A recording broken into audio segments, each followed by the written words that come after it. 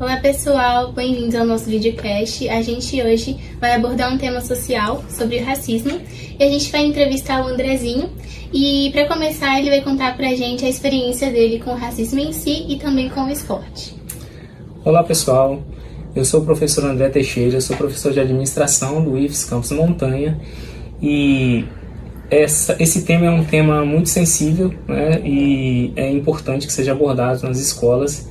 E eu, enquanto cidadão, não no esporte, eu nunca sofri essa questão do racismo no esporte, mas a sociedade por si só, por conta do racismo estrutural, em algumas situações, eu já passei por situações de racismo, né?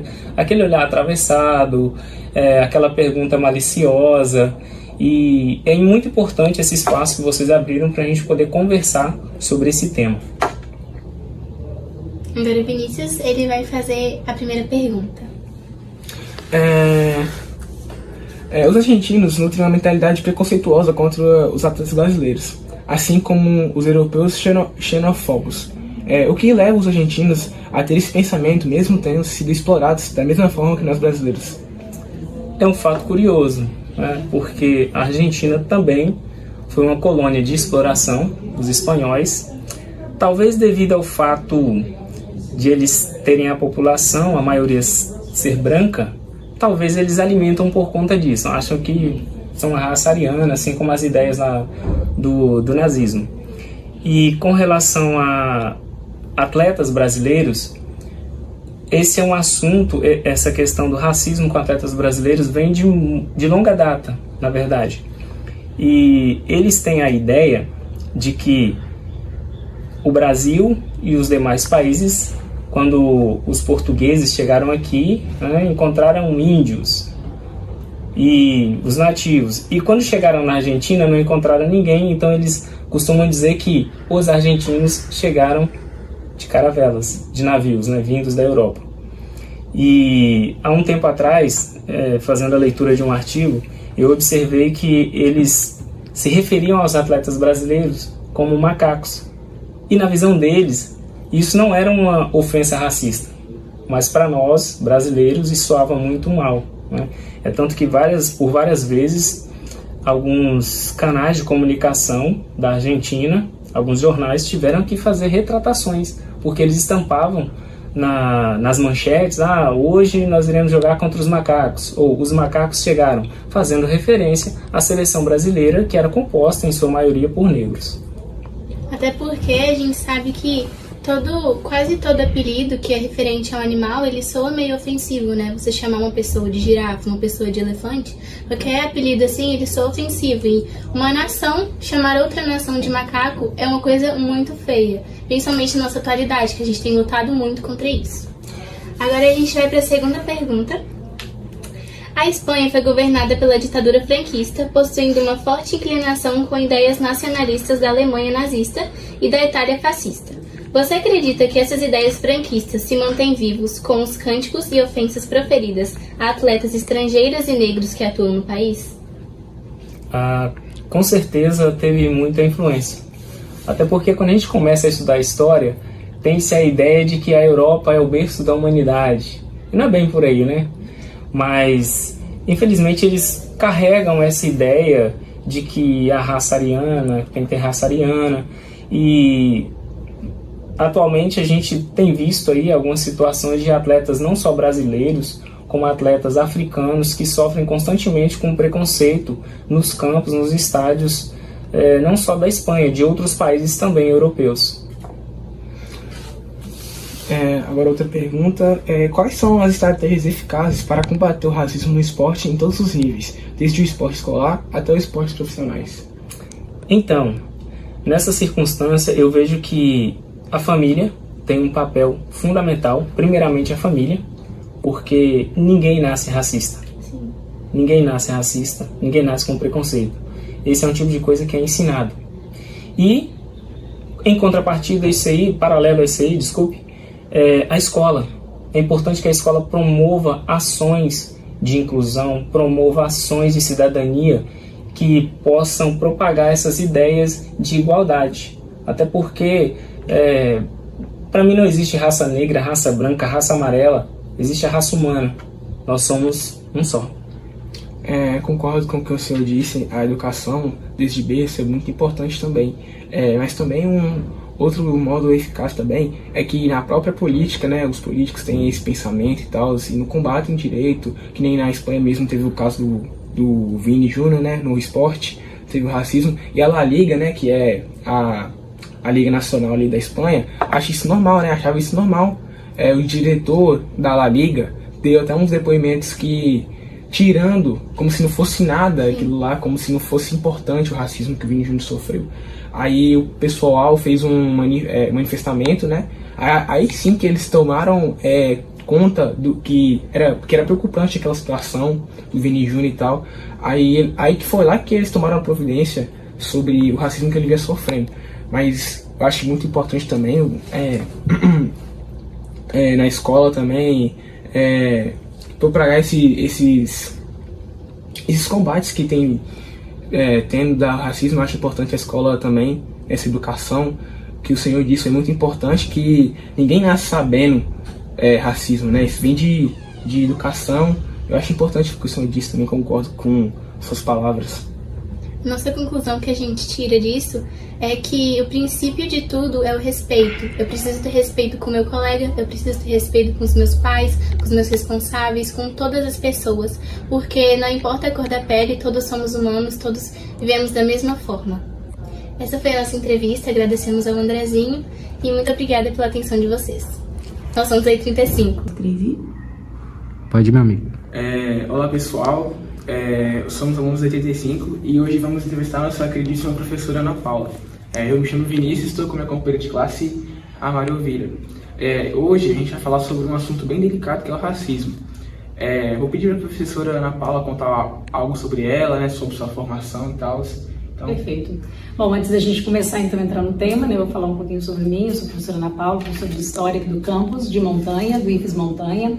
Sou formada em História pela UFES, também fiz mestrado e doutorado depois, e desde o começo do ano estou aqui trabalhando com os meninos. Já fui professora de outros campos e consegui aí o vínculo efetivo, né? E estamos juntos desde fevereiro de 2023, né? Então vamos começar com as perguntas, né, pessoal? Maria vai fazer a primeira? Vou fazer a primeira. Então vamos. Faz a primeira de Maria. O racismo no Brasil está atrelado em sua maioria a questões sociais originadas do período colonial. Porém, ao analisarmos os números, percebemos que a população majoritária do nosso país é negra, mesmo com tentativas governamentais de realizar um branqueamento populacional. Então, como, por exemplo, um país como a África do Sul foi submetido ao movimento apartheid? Vou responder essa pergunta em 2 blocos. Primeiro vou falar um pouquinho da África do Sul e depois trago aqui para a nossa realidade. Desde o processo de descolonização, que aconteceu em vários países da África, depois da Segunda Guerra Mundial, a partir da década de 1940, 1950, há um movimento aí dos africanos, né, de se pensarem como uma nação independente. E na África do Sul nós temos esse aspecto que foi a política do apartheid. Foi uma série de políticas de exclusão geográfica e social de pessoas negras. Professora, mas a África do Sul é um país que tem uma população majoritariamente negra e eles fizeram uma política social e política, né, uma política, né, de exclusão social dessas pessoas negras. Mas foi bem isso que aconteceu, né? Foram leis que foram sendo aprovadas a partir da independência da África do Sul da Inglaterra, a partir de 1940 mais ou menos, e essas leis segregavam, eram leis segregacionistas que definiam espaços onde esses corpos negros poderiam estar. E essas leis, elas vão perdurar dentro da África do Sul até a década de 1990, quando há um processo de reforma legislativa dando mais espaço para pessoas negras ocuparem certos espaços. Então, por exemplo, locais nos transportes públicos, os espaços geográficos onde essas pessoas negras poderiam viver foram determinados que eles deveriam viver nas periferias, os centros das cidades eles não podiam estar vivendo, eles não podiam ocupar os centros da cidade. Então, o apartheid foi uma política oficial do governo da África do Sul de exclusão, de segregação racial da população negra. Isso aconteceu em outros cenários também. Lá nos Estados Unidos ficaram muito famosas, né, as leis chamadas Jim Crow, que foram leis aprovadas depois do fim da escravidão nos Estados Unidos, no final do século XIX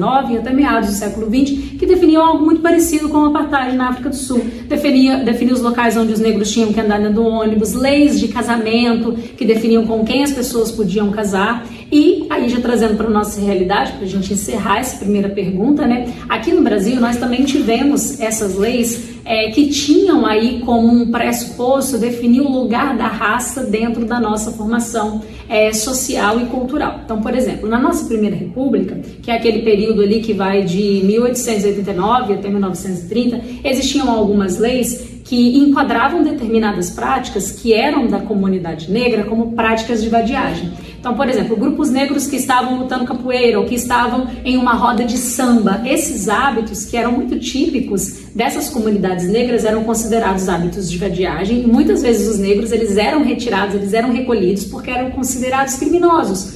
Mas, né, eles só estavam ali, né, expressando a sua própria cultura, né? E aí o que a gente percebe é que nesses três casos, no apartheid na África do Sul, nas leis raciais aqui no Brasil depois da escravidão e nas leis raciais dos Estados Unidos, as Jim Crow, nós percebemos um Estado que constrói leis segregacionistas para definir qual que é o lugar social de brancos e negros dentro dessas sociedades. Então a gente percebe esse elemento que é muito comum em todos esses três cenários aqui que eu descrevi para vocês. E esses cenários, outra coisa que tem em comum é o fato de que o corpo negro ele estava destinado à periferia, ele estava destinado a um local de exclusão ou a um local onde ele teria menos acesso a bens culturais, a bens sociais. Ele era o outro dentro de uma nação que queria se constituir de uma maneira hegemônica como uma nação branca, seja no Brasil, nos Estados Unidos ou na África do Sul, tá bom?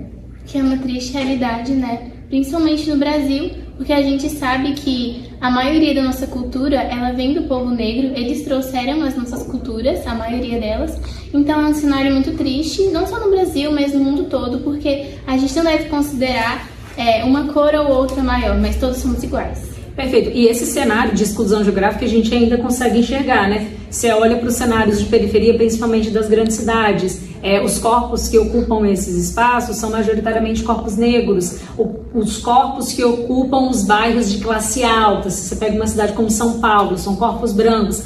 Então essa exclusão geográfica, ela ainda tem um reflexo até hoje dentro do nosso país, e a gente pode falar a mesma coisa para a África do Sul e também para os Estados Unidos, né? Vamos para a próxima pergunta.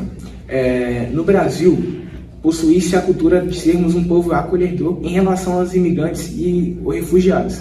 Porém, ao analisarmos os tidos países de primeiro mundo, normalmente nos deparamos com comentários xenofóbicos ou até mesmo de perseguições pelo próprio governo. Quais seriam as raízes históricas para atos como este? Nós temos, né, essa ideia de que o Brasil o brasileiro, né, um povo muito acolhedor, que a gente recebe todo mundo, mas isso daí eu faço uma crítica, né, porque eu acho que encobre muito, sabe, do nosso racismo, da nossa exclusão, da nossa própria xenofobia contra outros povos, entendeu? Do nosso processo de segregação de grupos minoritários. Nós somos um dos países que mais mata, por exemplo, homossexuais, travestis, né? Então nós somos um país violento contra esses grupos e os negros muitas vezes aparecem nas estatísticas. Você pega, por exemplo, os grupos de jovens homens que mais morrem, são negros da periferia que morrem, né? Então eu acho que muitas vezes essa ideia de que somos um povo acolhedor encobre um pouco. De fato nós somos, né? Somos muito amorosos, somos muito afetivos, mas isso não pode encobrir uma outra realidade, que é a realidade da segregação. E aí quando a gente compara com o cenário, por exemplo, da Europa, que hoje a Europa recebe muitos imigrantes, né, que são imigrantes refugiados, que estão fugindo de guerra no Oriente Médio, por exemplo, nós vemos de maneira mais explícita o aspecto xenofóbico desses povos, né? Os europeus fazem protestos, eles utilizam da violência para falar, nós não gostamos do outro. Então eles expõem de uma maneira mais nítida esse aspecto da violência, enquanto o brasileiro, em termos de discurso, ele tende a encobrir esses discursos de ódio que existem também dentro do nosso país, com essa ideia de que nós somos acolhedores, tem o carnaval, aqui todo mundo se dá bem. De fato, nós temos esse aspecto, mas isso não diminui também um outro aspecto da nossa cultura, que é a nossa violência, né? A nossa violência cultural, a nossa violência de segregação, de diminuir a outra pessoa. E quando na Europa nós vemos já mais um cenário que é um pouco mais aí explícito, né? O europeu demonstra de maneira mais explícita esse ódio, essa xenofobia que ele tem contra o imigrante. E a Europa enfrenta também, são realidades, né, contextos que têm aí algumas diferenças, né? A Europa recebe mais imigrantes do que o nosso país. Então, os problemas decorrentes da imigração, eles estão mais latentes dentro da Europa. Isso não quer dizer que aqui também nós não tenhamos esse tipo de problema, mas lá a gente vê de uma maneira mais explícita e aqui a gente encobre um pouco desses problemas com o discurso de que, né, todo mundo é amigo, de que a gente recebe todo mundo, vamos fazer um churrasquinho no final de semana e vai ficar todo mundo bem, né? E aí tem então essas diferenças, dessas nuances, e eu acho bastante problemático, assim, considero que é bastante problemático a gente encobrir violência com um discurso apaziguador, que é o que o brasileiro muitas vezes tende a fazer, tá? É muito triste isso, porque a base de uma nação, de qualquer nação, ela tem que ser o respeito, né? Então, se não tem esse respeito, se ao invés de mostrar que a gente deve melhorar, a gente encobrir o nosso erro, piora cada vez mais. Com certeza. Eu acho muito importante que a senhora falou, concordo com a senhora, sobre os europeus deixar mais de forma explícita que eles não gostam, né, desses refugiados, desses imigrantes, como, por exemplo, não só os imigrantes, né, como as pessoas de cor morena, né, preta, eles fazem bastante protesto, como lá na Espanha mesmo, colocaram o boneco do Vini Júnior, né, como se fosse o Vini Júnior amarrado numa ponte, como se fosse enforcando. Então eles não nem tentam acobertar isso, é muito explícito, parece que eles não têm vergonha disso, parece que eles se orgulham desses atos xenofóbicos e racistas. Sim, perfeito. E aí 2 pontos só para complementar a resposta, o comentário de vocês, né? Hoje muitos brasileiros estão vivendo em Portugal e a onda xenofóbica contra brasileiros dentro de Portugal tem crescido muito. Brasileiros que têm sido violentados, estão apanhando na rua porque os portugueses consideram que os brasileiros estão tomando seu próprio emprego, né? Que estão ocupando um determinado espaço que não deveria ser ocupado pelo imigrante. Então o brasileiro está sofrendo isso, e não é o brasileiro negro, né? Muitas vezes é o brasileiro branco que vai para a Europa, mas que essa xenofobia ela não tem necessariamente um critério de cor, né? No caso do Vini Júnior, sim. Então a gente está falando aí de um racismo, né, extremamente enfincado dentro da sociedade espanhola nesse caso, né? Então esse é um ponto, e outro ponto que a gente não pode deixar de destacar, né, que é a herança colonial que a Europa tem, né? Os europeus colonizaram a África e boa parte da Ásia, né? E hoje muitos países europeus têm uma série de trânsito um pouco mais livre. Muitos países africanos têm uma série de um trânsito um pouco mais livre para migrar para dentro da Europa. Os argelinos, por exemplo, têm um pouco mais de facilidade para migrar. Mas todo esse processo de violência colonial feita pelos europeus não faz com que eles sejam menos racistas ou que eles reconheçam que eles dominaram outros povos, né? Então aí a gente tem um outro problema, que é o problema de uma dívida histórica que a gente tem que colocar em debate quando a gente está falando de xenofobia e de racismo dentro desse contexto mundial que envolve essas migrações, esses processos migratórios, né? Vamos para a próxima pergunta, então. Perfeito. Durante muito tempo, houve uma perseguição aos ciganos no velho continente, sendo considerados enganadores, ladrões, entre outros, péssimos adjetivos. Até que ponto o preconceito com as religiões de matriz africana se assemelharia com essa perseguição? As religiões de matriz africana, assim como os ciganos, eles representam o outro, eles não representam o que é hegemônico dentro da sociedade europeia ou dentro da sociedade brasileira, né? O cigano, ele era o malandro, ele era o que roubava, e é isso dentro de uma sociedade industrial, é o tipo de comportamento que não se quer. Dentro da sociedade industrial, você quer corpos civilizados, corpos que cumprem os horários, que vão trabalhar direitinho dentro da fábrica. E os ciganos foram muito perseguidos. Não só eles, né? Os judeus foram historicamente perseguidos dentro da Europa. Aí vocês citaram, né, os casos ciganos e diversos outros grupos minoritários que historicamente foram perseguidos porque não se encaixavam dentro de um padrão que estabelecia, né, uma hegemonia, um comportamento que todos deveriam seguir. E aqui dentro do Brasil isso acontece também com as religiões de matriz africana, né? O nosso país foi colonizado por portugueses, brancos, cristãos, católicos, que impuseram essa religião para os povos que viviam aqui, impuseram para os indígenas, e posteriormente, quando os negros foram retirados da África e trazidos como pessoas escravizadas para viverem aqui dentro do Brasil, tendo sua mão de obra explorada, porque eram pessoas escravizadas, né? A religião católica também foi imposta a essas pessoas. Então a gente está falando de um processo de imposição de cultura para disciplinar corpos que não correspondem com o padrão esperado, né? E o padrão era a religiosidade cristã. Nesse sentido, muitos negros abandonaram sua própria religião, né? Deixaram de acreditar nos seus deuses, e uma outra estratégia de resistência foi fazer adaptações dentro da própria religião, né? Transformando uma espécie, né? As divindades, por exemplo, que vinham da África, em santos católicos, fazendo uma espécie aí de uma mistura, né, entre as religiões que vinham da África com a religião que era hegemônica aqui, para que aquela religião que veio da África, para que ela não morresse aqui dentro do Brasil. Então, nos dois casos nós estamos falando de um processo de imposição de uma determinada cultura que é hegemônica em cima daquela cultura que deveria deixar de existir, né? Que não é a cultura hegemônica, no caso dos ciganos, no caso dos judeus e no caso das religiões de matriz africana. E aí a gente está falando da religião, né? Mas tem vários outros hábitos, por exemplo, a própria capoeira e vários outros hábitos que os negros trouxeram, sua própria língua, por exemplo, né? Que foi morta nesse processo. As várias línguas indígenas e africanas foram mortas nesse processo de colonização, foram assassinadas, né? Acho que a palavra mais correta é essa, né? Elas foram assassinadas nesse processo de colonização por causa de uma imposição de uma determinada cultura branca hegemônica europeia. É isso. Perfeito. Bom, gente, essa foi a nossa entrevista com a Ana Paula e eu espero que vocês tenham gostado, e a gente aprendeu muito, e a gente espera que vocês também tenham aprendido muito sobre a história. É isso. É isso.